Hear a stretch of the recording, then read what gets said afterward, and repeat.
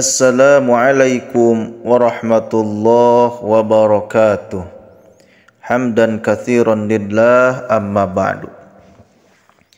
Ikhwani fillah yang dirahmati Allah Subhanahu wa taala, sahabat channel Sidanggur TV yang saya cintai dan saya banggakan. Semoga Allah Subhanahu wa taala selalu memberikan kepada kita kesehatan jasmani dan rohani, kesehatan dohir dan batin.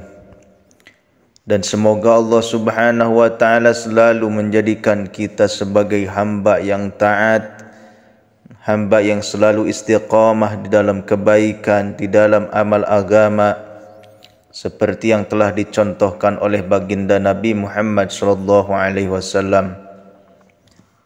Ikhwani fillah, sebelum saya melanjutkan video ini, maka dimohon untuk mengisi kolom komentar dengan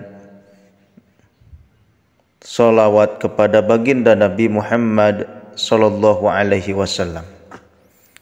Semoga channel Sidanggur TV ini selalu berkembang, selalu berkah, selalu memberikan kemanfaatan kepada diri kita semua. Ikhwani fillah yang dirahmati Allah Subhanahu wa taala, perlu kita ketahui bahwasanya semua amal perbuatan itu ada aturannya.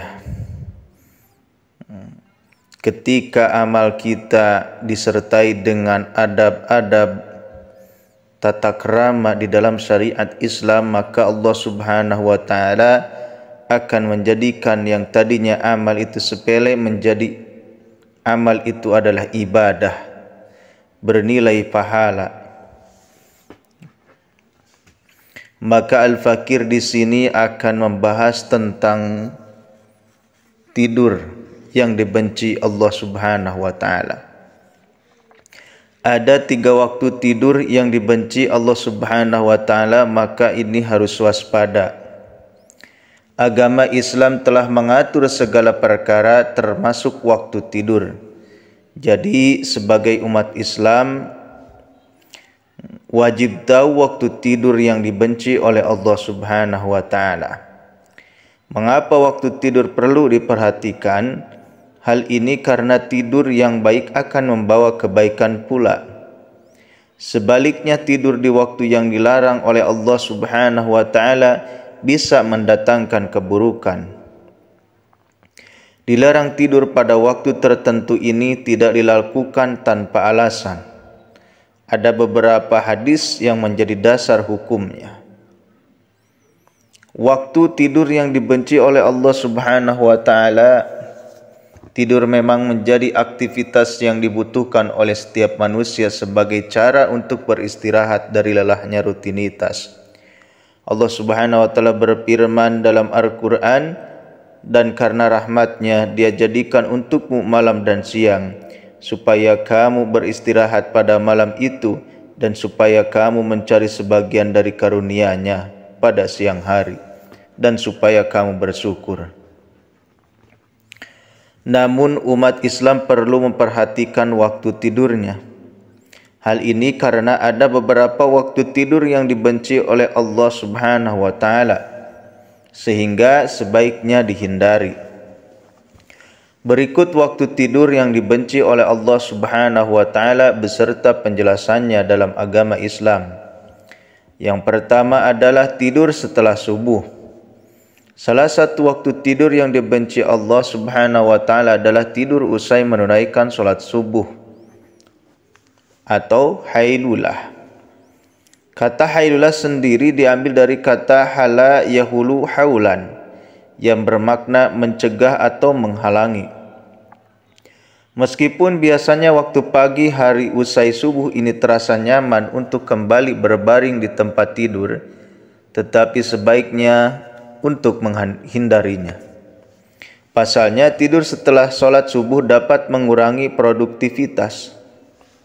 Hal ini karena bangun tidur akan terlalu siang, serta menghalangi datangnya rezeki di pagi hari.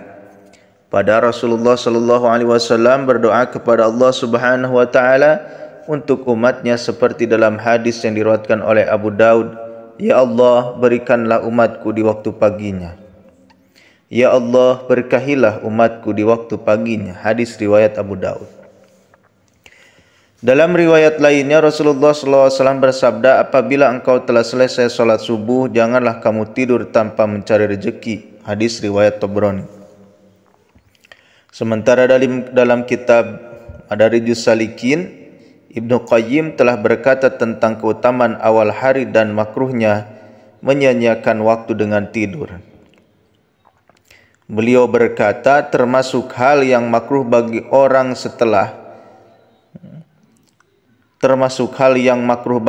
soleh karena tidur antara sholat subuh dengan terbitnya matahari. Waktu tersebut sangat berharga sekali. Pagi hari adalah awal hari dan sekaligus sebagai kuncinya. Selain itu, pagi juga waktu diturunkan rezeki, turunnya keberkahan dan awal dari bergulirnya hari dan melakukan segala kegiatan hari itu, sehingga pagi tersebut menjadi waktu mahal. Selain itu, Ibnu Qayyim Az-Jauziyah juga menjelaskan tidur setelah subuh sangat berbahaya bagi badan karena melemahkan dan merusak badan karena sia-sia. Karena sisa-sisa metabolisme yang seharusnya diurai dengan berolahraga atau beraktivitas. Yang kedua, tidur setelah sholat asar menuju maghrib. Waktu tidur yang dibenci Allah Subhanahu wa taala selanjutnya yakni tidur selepas asar atau ailulah. Kata ailulah diambil dari kata illat yang bermakna penyakit. Memang benar bahwasanya tidur setelah sholat asar hingga menuju maghrib dapat menyebabkan beberapa efek buruk bagi kesehatan. Misalnya menimbulkan penyakit, memicu stres, bahkan membuat seseorang mengalami linglung. Sebagaimana telah diterangkan dalam hadis yang diriwayatkan dari Aisyah radhiyallahu anha, Rasulullah SAW bersabda, barang siapa yang tidur setelah asar lalu akalnya hilang, maka janganlah dia menyalahkan kecuali dirinya sendiri. Yang ketiga adalah tidur sebelum menunaikan sholat isya. Tidur sebelum melakukan sholat isya juga termasuk dalam waktu tidur yang dibenci Allah. Diriwayatkan dari Abu Barz radhiyallahu anhu bahwasanya Rasulullah SAW membenci tidur sebelum sholat isya dan mengobrol setelahnya. Hadis riwayat Bukhari dan Muslim.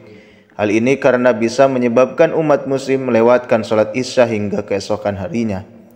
Para muhaditsin atau ahli hadis menerangkan makruhnya tidur sebelum sholat isya.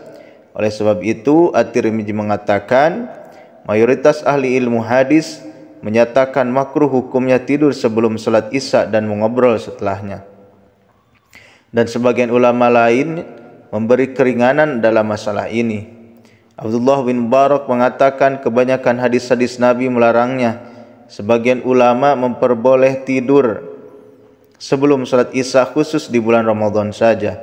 Jadi sesekali mungkin diperbolehkan jika merasa lelah, tetapi tidur sebelum salat isya ini jangan dijadikan kebiasaan. Tidurlah setelah salat isya, dan lebih bagus lagi apabila bangun tengah malam untuk menunaikan sholat sunnah seperti sholat tahajud dan sholat witir. Ikhwani fillah yang dirahmati Allah Subhanahu wa taala, itulah 3 waktu yang dibenci oleh Allah Subhanahu wa taala ketika hambanya tidur di waktu-waktu tersebut. Ikhwani fillah yang dirahmati Allah Subhanahu wa taala, semoga Allah Subhanahu wa taala menjauhkan kepada kita dari sifat tersebut dan semoga kita mampu mengamalkan kesunahan baginda Nabi Muhammad sallallahu alaihi wasallam. Billahi taufiq wal hidayah. Wassalamualaikum warahmatullahi wabarakatuh.